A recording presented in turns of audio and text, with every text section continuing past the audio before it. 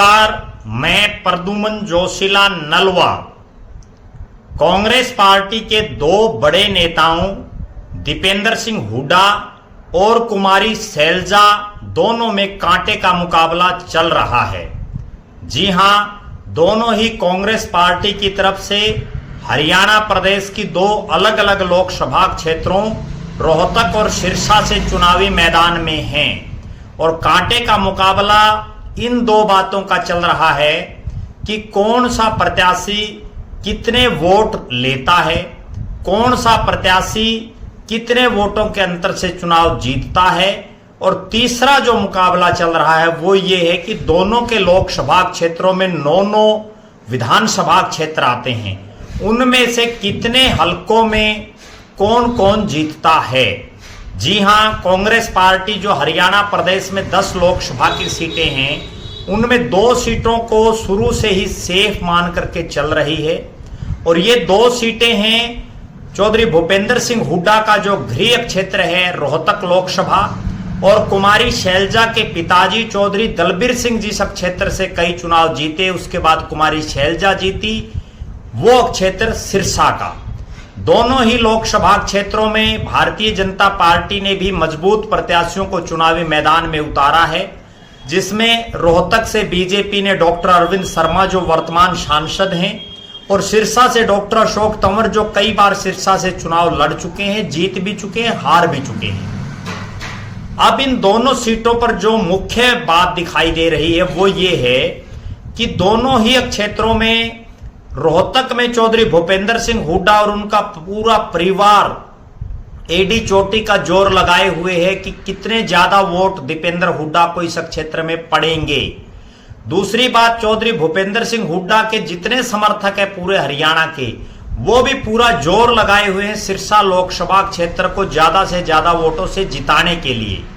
दूसरी तरफ ना केवल कुमारी शैलजा बल्कि पूरा एसआर के गुट और उसके साथ साथ चौधरी वीरेंद्र सिंह का परिवार, कुमारी शैलजा, रणदीप सिंह सुरजेवाला, किरण चौधरी और चौधरी वीरेंद्र सिंह का परिवार, तमाम नेता और इन तमाम नेताओं के सभी समर्थक कुमारी शैलजा को सिरसा में ज्यादा से ज्यादा वोटों से जितवाने के लिए जोर लगाए हुए हैं। दोनों ही सीटों में कई समानताएं हैं। पहली समानता तो यह है कि पिछली बार दोनों ही सीटों से कांग्रेस चुनाव हार गई थी। दोनों ही प्रत्याशियों में भी समानता यह है कि पिछली बार दोनों ही प्रत्याशी पहले बड़े कांटे की टक्कर में दिखाई दे रहे थे, लेकिन जब चुनावी परिणाम आया तो दीपेंद्र हुड्डा तो कुछ 1000 वोटों से हार गए, जबकि कुमारी शैलजा कई लाख वोटों के अंतर से हार गई। तीसरी बड़ी बात, दोनों ही लोकसभा क्षेत्रों में 2-2 जिलों का पूरा हिस्सा और तीसरे जिले की एक विधानसभा क्षेत्र आता है।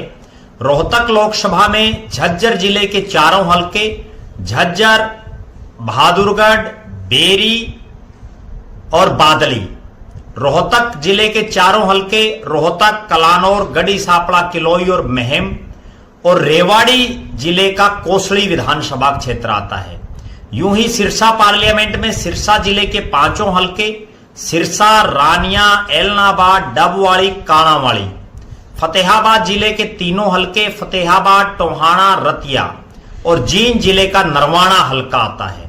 यहां हार और जीत जो तीसरे जो जिले का एक हलका है, चाहे वो रेवाड़ी का कोसड़ी हो और जींद का नरवाना हो, ये दोनों हलके हार और जीत के अंतर को कितना बढ़ाएंगे ये इन्हीं दोनों हलकों पर डिपेंडेबल रहेगा। कुल मिलाकर के सही तस्वीर तो 25 तारीख को जब वोटिंग पड़ेगी उसके बाद पता चलेगी, लेकिन इतना तय है कि दोनों ही इलाकों में कांग्रेस के प्रत्याशी बढ़त बनाए हुए दिख रहे हैं। दोनों ही इलाकों में उनके समर्थक जी जान से लगे हुए हैं। सिर्फ बड़ा सवाल यही है कि कुमारी शैलजा ज्यादा वोट लेती हैं या दीपेंद्र सिंह हुड्डा, कुमारी शैलजा ज्यादा वोटों से जीतती हैं या दीपेंद्र सिंह हुड्डा, कुमारी शैलजा 9 में से कितने हलकों में जीतती है और दीपेंद्र सिंह हुड्डा कितने हलकों में जीतते हैं। इन तमाम बातों को लेकर के हम 25 तारीख के बाद भी आपके बीच में आएंगे और बीच बीच में भी हम चर्चा करते रहेंगे। आप लगातार हमारे साथ जुड़े रहें। इन दोनों ही लोकसभा क्षेत्रों की अगर तुलना की जाए तो दोनों ही इलाकों में किसान आंदोलन का बड़ा असर रहा। सिरसा जो कि राजस्थान और पंजाब के साथ सटी हुई लोकसभा क्षेत्र है, वहीं जो रोहतक लोकसभा और दिल्ली के साथ बिल्कुल लगता हुआ इलाका है, और बहादुरगढ़ जो टिकरी बॉर्डर है बहादुरगढ़ से आगे, वहां जो है किसान 13 महीने बैठे रहे।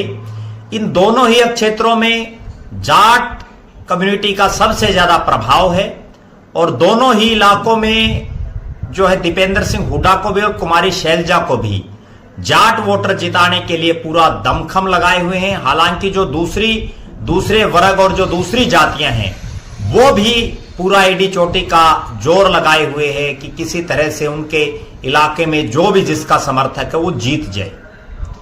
हम लगातार दोनों ही लोकसभा क्षेत्रों और दोनों ही नेताओं की तमाम राजनीतिक गतिविधियों पर नजरें रखे हुए हैं।